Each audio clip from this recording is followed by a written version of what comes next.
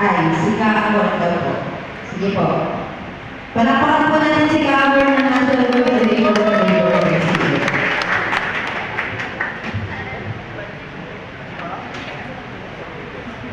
NCL.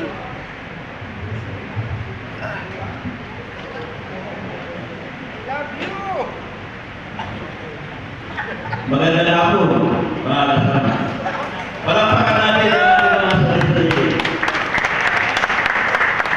Gusto ko panindigin si Dean Obreno. Please. Palakpakan natin si Dean Obreno.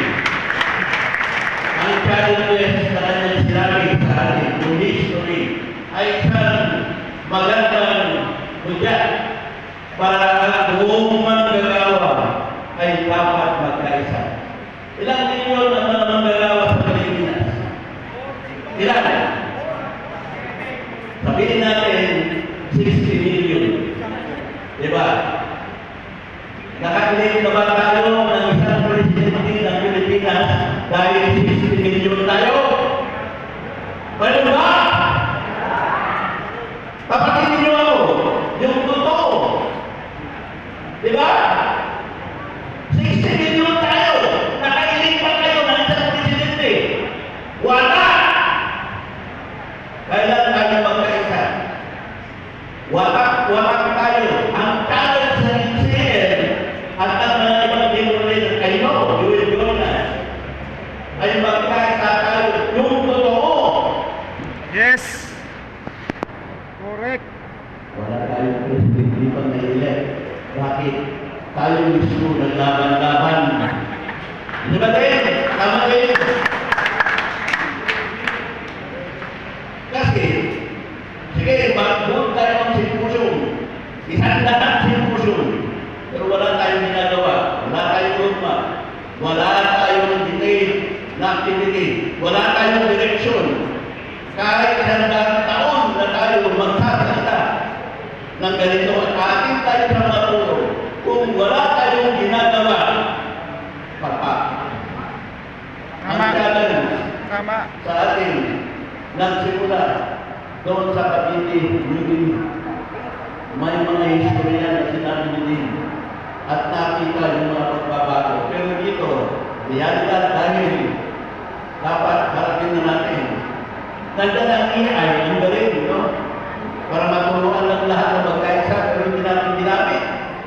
Tama? Yes! Oo, mga kapatid, let's try to make it true. Ayaw ko na. Alam ko ninyo na nakita ko dito. Na maganda yung hudyat na pagkakaisa na ginawa natin dito. Sinuportahan ba natin sa pamamagitan ng financial ang ating organisasyon para maging malakas? Hindi! Kung may union tayo, ayaw pa natin mag-contribute ng union. Tama! Nag-away-away tayo sa katiran ko. Hindi tayo nagpaplano para palakasin ng ating hanay. Para sa ganon, tayo ay madadala sa tagumpay kasi kung ikaw ay walang sinasabing pundo, kulang ang pagkilos. Now, ibibigay natin ang gobyerno. Hindi natin asahan ang gobyerno para tayo may lumulong. Asahan natin ang ating lakas manggagawa para tayo lumulong. Para tayo lumakas. Now, ulitin ko. Magplano tayo. Mayroon tayong susundin na roadmap. Magkaisa tayo ng putro. Pagura ko dyan. Hindi tayo mag-away-away. Kaisa ang mga manggagawa. Sa 60 milyon na Pilipino, Correct. makakagawa tayo Luis. Nahiya pa nga ako. Ako ang manggagawa. Kasi yung hanay natin, ng mga manggagawa, inaasahan natin ang simbahan na tutulong sa atin. Yes. Sir, Bishop. Okay. Thank you very much sa inspiration na yung sinabi. Naniwala ako noon. Because ang pinangangalagaan mo, yung spiritual na challenges para sa amin. Yes. Now, thank you very much. Pero ang gusto kong mangyari, ang gusto natin mangyari sa Israel, ang gusto natin mangyari sa unang mga gagawa na tayo ng isang roadmap. So, the Philippines is a Republican and democratic state. Sovereignty resides in the people, and all government authority emanates from them. Nasaan? Magandang tanong. Thank you very much.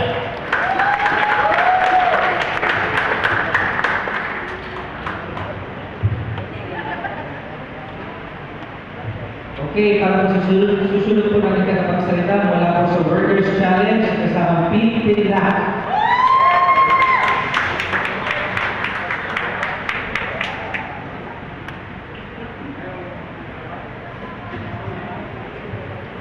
Maraming salamat po. Mahalaga yung binigay sa atin ni Karen kanina, no? Sa history.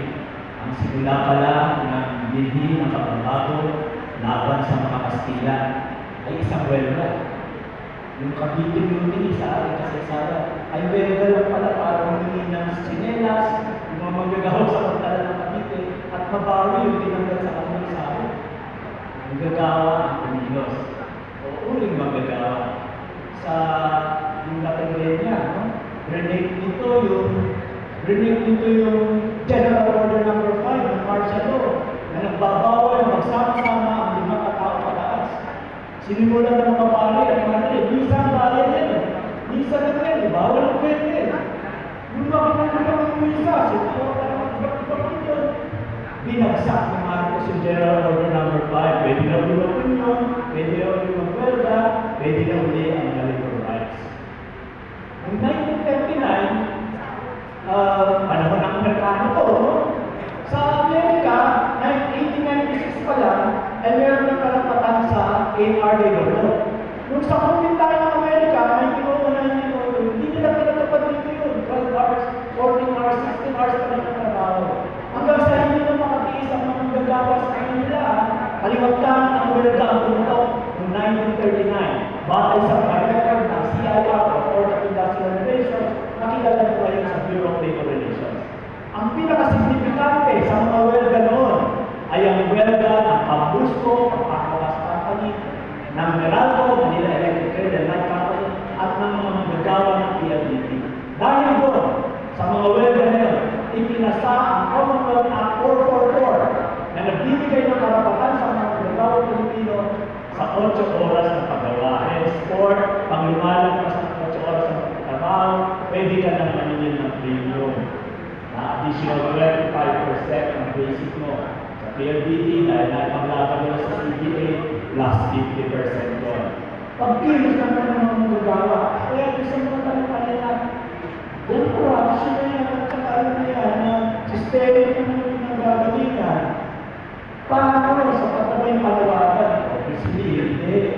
Kailangan may pagkilos. Sino yung aasahan ng pagkilos? Kung nagagawa kayo, hindi po yung pagkilos natin. Kung hindi pa na ito, sure, may tulong sa akin, kaya tayo na ito. Dahil ang organized forces ang nandito eh. Ang sure na ito nasabi na yan ang ating makasaysayang pagkuling. Na kung ang palayapan tayo na siguro kasama na yung pagkapangalaw ko lang, siguro kasama na yung medyo pakikinagawa na iba, at yung ganda na sahod, hindi naman na kailangan ng kahit-kahit pa. Sa darating natin, may CBA kami, magdadagdagan na naman yung libre sa akin. Pero kahit na pa ito yung pinakalaking sahod ng gagawa, ito, yung iyo, pinakilan ng ulit. Hindi para sa'yo. Hindi para sa anak mo. Para sa ako mo. At susunod na henerasyon. Dahil sa sistema ito, palala ang krisis. Kaya mataas ang sahod mo ngayon, hindi mo ikaw ang tatamaan yung anak mo, yung ako mo. At susunod na henerasyon ang nananatiling maggagawa sa sistema ito. Kaya, kung talagang concern ka, hindi lang sa'yo, hindi sa human rights, gampanan natin ang ating pagpusin. Ang Workers Challenge po ay nabuo bago ng eleksyon. Ito po ay mga koalisyon ng mga kandidat. Mga lokal na union natin, mula sa inyo sa ating na hindi ng mga federasyon at sentro. NCL, BMT, NFL, KLU, at iba pa po, NFW, na mga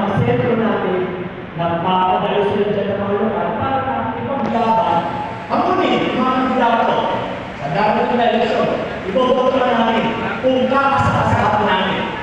Ang sabi namin, kakasaka, ipaglaban mo ang national living wage. Kakasaka, ipaglaban mo ang right to security of tenure, anti-contractualization. Kakasaka, ipaglaban mo ang right to organize.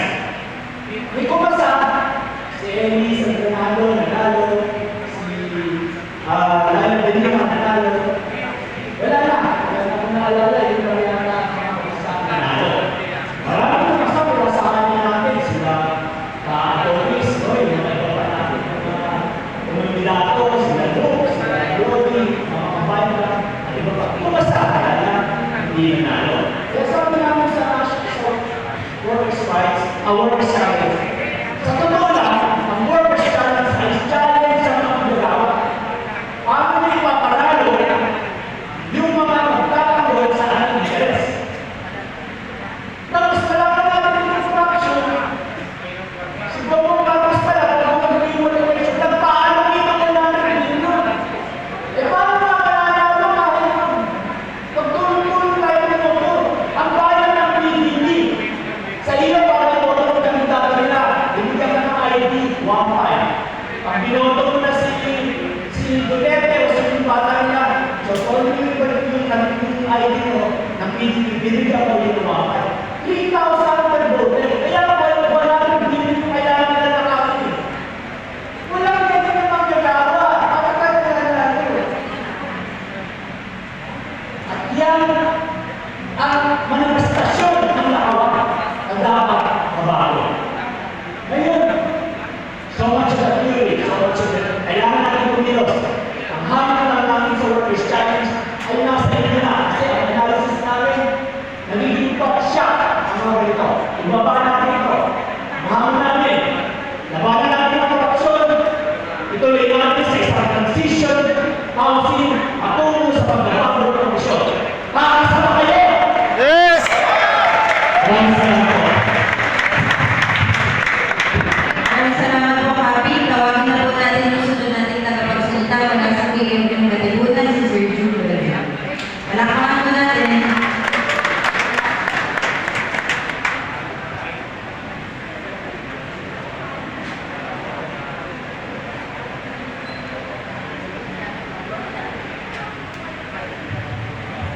Magandang tanghali mga kasama. Nandito ngayon ang mga pangunahing mga leader ng buhay manggagawa. Salamat kay Bishop sa pagpatawag ng pulong ito napakahalaga. Ang kailangan natin mga kasama na magsama-sama tayo hanggang hindi tayo magsama-sama ng tunay ang pagsasama, biyak-biyak tayo, hindi matutupad ang ating pangamatid na ang gobyerno ay tayo mismo sa manggagawa. Mga kasama, marami na ng balo sa atin. Una, yung privatization. Niloko tayo ng privatization, may mga sentences daw na ibibigay sa mga union noong panahon na nagtatag nila panahon ni Gloria ang privatization. Tatanda ko kayo. Prinalig ang kuryente, ang tubig. Hindi man natin nakikita yung ating piling.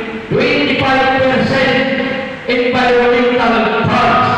Kung tayo ay nagusuro ng 1,250 ang environmental charge. Magkano ngayon ang cubic meters natin? Pumapalo na ng 60 pesos ng cubic meter. Yan ang mga bunga na nag-aaway-aaway ng mga nasa gobyerno noong iniulan 2025, dinagdagan ng 20% ng 5% wala tayong alam. Kaya 25% na yun ng environmental charge. Hindi natin alam kung saan nakupunta yung 25%.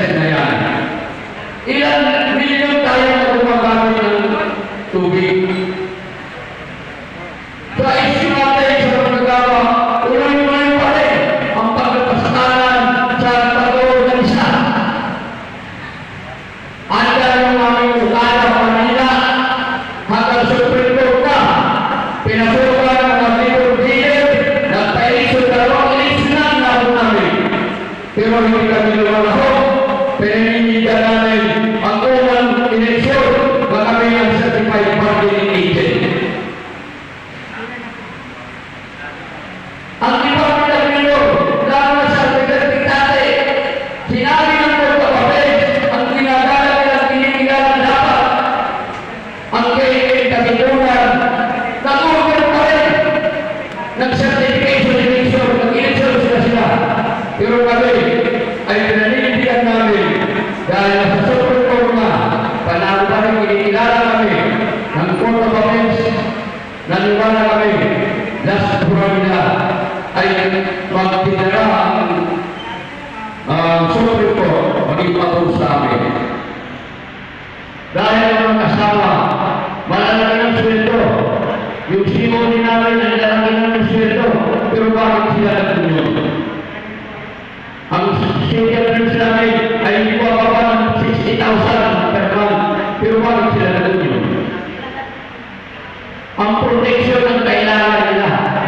Kasi ang management, walang ginawa ng destinated yung mga leader ng kagawa doon sa Mananagay. Dahil ayaw nila tapanan ang Department of Labor, NLRC, kaya nila tapanan. Lalo na yung namin secretary, si Biggie Nagwespa, nga kanilang lover, si Nantoy Magsali, ay lover ng mga kapitalista. Pero makapalang pa rin ng Wespa, andyan siya. Hindi daw siya kulitin na dahil siya daw ay nag-resign na sa lover na Nantoy Magsali. Kayo ba ay naniniwala o wala siya tundani?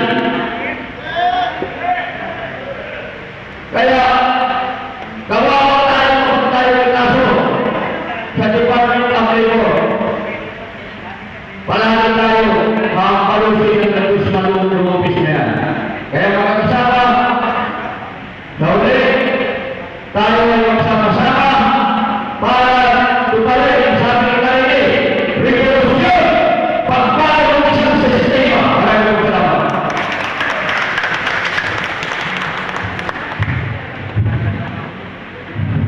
Okay, maraming salamat. Para po sa susunod po natin pagsalita, nanawagan po para sa nagay sa Labor Coalition po, si kasabang Ruby Monge.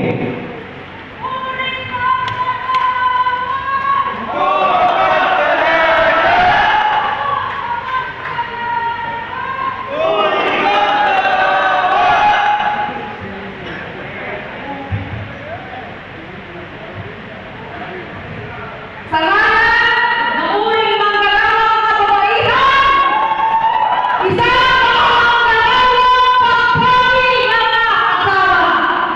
Sa ngalan ng nagkakaisa Labor Coalition, pumusisyon na nagkaisa ng Marcos Duterte Palangking, malinaw na linya at panawagang bitbit hanggang ngayon na walang sadyang pagpiling. Ang mga pagtitipong ito ay pagpapatalas na mga dami ng hanggang arawas ng ating pagpapalakas bilang uri sa pagsisikap na gapiin ang kulay na alay.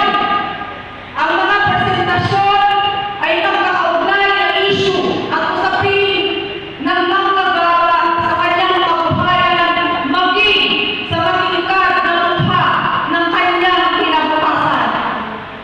Kailangan natin mag-aral perli dahil isa ang mukha ng pagsasamantala at walang kabusugan ng kapitalistang sistema. Saludo at mataas na pagkilala sa pangunahing pumayo ng espasyo ng pagkakaisa sa hanay ng uring manggagawa sa pagkakataon ito sa bunga ng 2026. Bilang pagkilala at respeto ay andito ang presensya. Napakahalaga ng proletarian imprint, batay ay kasamang Rene Magtubo. Lalo walang isang manggagawang tumingka nito nakakaang iskandalo sa korupsyon. Kahit malinaw ang panawagang buwis namin buwag na hawin.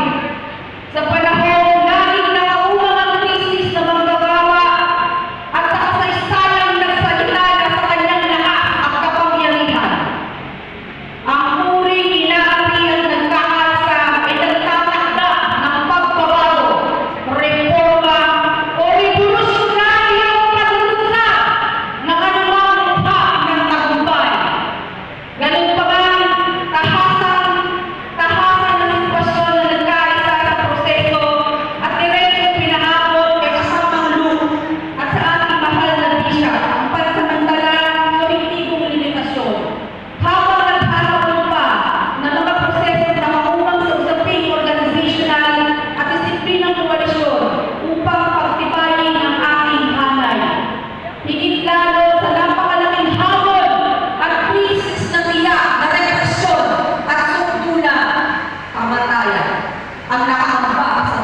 2028.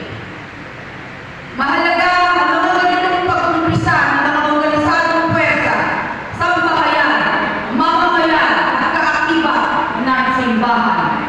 Nasabi na ang mga nasabi.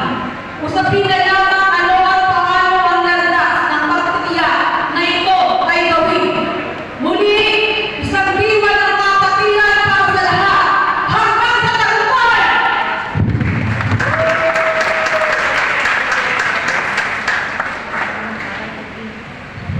Sige po, last but definitely not the least, tinatawag po natin mula sa Otesco, si Sir René Tarde. Palakpakan po natin. Magandang tanghali sa lahat. So, papasahin ko na lang yung para within 5 minutes. Okay. So, Bishop, malinaw po yung sinabi ko na I think it was also in the news 2 days ago na ang hindi ng mga nagawa ay hindi charity hindi nakatulong. At hindi po ako magsasalita mula sa kompletong karanasan ng mga guro, ng mga magagawa at ng mga ulon na kumakatawan sa kanila. Kasi ang charity dumarating pagkatapos ng pinsala.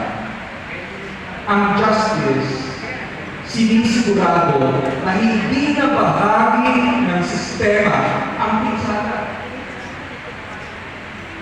Charity reacts. Justice reforms. Ang issue ng flood control ay malinaw na paalaala kapag ang pondo ng bayan ay ginagawang profesional at kontrolado na ng ilan ang mahirap ang sumasalo ng sakuna. Mawala ang bahay, nawawala ang kabuhayan, nasisira ang paaralan. Pero ang katiwalaan, matagal nang bumaha bago pa umulan. Bilang Pangulo ng Council of Teachers and Staff of Colleges and Universities in the Philippines, we represent the teachers and workers in the private sector.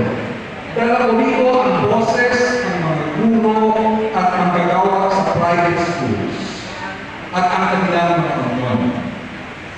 At hindi rin po madali ang union o ang union organizing, ang pagbubuo at pagtatatag ng union sa mga paaralan. Sasabihin po kahit na sa mga faith-based at Catholic schools. Mahirap. Madalas, bago pa makarating sa usaping CDA at grievance, hinaharap na ang mismong pag-organisa. May tago, may pahiwati, at may administrative nagdaan. Kaya, kapag sinasabi namin kailangan pakinggan ang union, hindi ito simpleng optional consultation. Ito ang kolektibong boses na pinapihirapan natin para manatiling buhay ang dignidad at katarungan sa loob ng eskwelahan. Ilang taon na po, tumataas ang vision pero hindi tumataas ang sahod. May vision to share ang mga teachers and workers sa private school, pero hindi patas ang PNI share at hindi namin alam kung tama ba yung nag-receive ng mga teachers and workers kasi hindi transparent at wala nang gagawa ang Commission of Higher Education. Pero dito sa Catholic social teaching, mula rin ng Babalu hanggang ng Board of Surgeons, ang mga tatlong kasama ng mid-range at sa natin ay hindi pabor. Karapatan ko. Hindi yung hinihilit ng Diyos sa mga guro. Justisya ang hinihilit. Ngunit lampas sa sahod, may mas malaking na problema. Ang sistematikong pag-exclude ng mga union sa policy making. Pinag-uusapan naman ng edukasyon pero Ngayon, ito sabihin, tingnan na po natin ang EDCOM 2. Pinag-uusapan ang edukasyon, pero wala sa mesa ang mga union. Pinag-uusapan ang guro, pero hindi nakakausap ang kanilang kolektibong boses. Ito po ay hindi lang policy ka. Ito po ay isang democratic ka. Kapag hindi kasama ang union, hindi lang boses ang nawawala. Kaalaman ang pinapasulat. Tinatawag po ito na epistemic injustice. Kapag ang karanasan ng manggagawa ay hindi kinikilala ng kaalaman, at kapag pinapatahimik ang organisasyong paggawa, mas madali ang korupsyon. Madalas natin narinig ang problema sa DPWH, pero tandaan po natin ang korupsyon ay sumusunod sa isang logiko. Kapag pinalitan ang karapatan ng discretion, doon tumitira ang korupsyon. Halimbawa po, and maybe this is what I want to contribute in the conversation, ang voucher system sa libreng edukasyon, sa papel para sa access, sa praktika, nagiging political leverage. Pag-reward ng kaalagado, pag-pressure sa eskwelahan, pag-patronage. Sa ganitong ano, ang voucher ay nagiging pondong pampubliko na ginagawang kapor politikal. Kapag ang pondo ay pabor ay hindi karapatan, nagiging normal ang korupsyon. Ang illegal. Sa edukasyon, ang korupsyon ay hindi lang nawawalang bilyon. Minsan ito ay nalagang budget, selecting na pagpapatupad ng labor laws at policy spaces na sadyang walang bilyon. Ang kapalit nito ay hindi lang pera. For workers and their unions, true solidarity is not measured by assistance after crisis, but by structural change before the next disaster. Ang baha, naglalantad ng marupok ng infrastruktura, ang krisis, naglalantad ng marupok ng pamahana, at ang patuloy na paghihirap ng manggagawa. Naglalantad ng sistemang kaya lumangga ng walang katarungan. Kung seryoso tayo sa reforma, kailangan lumipat ang usapan mula charity, sinasabi ng kapatid Bishop, tungo sa accountability, mula sa awa, tungo sa partisipasyon. Hindi ang magagawa na sila'y kawalan. Hindi ang bilang sila'y kan, isama at igala. Justisya, hindi kawalan. Maraming salamat. Maraming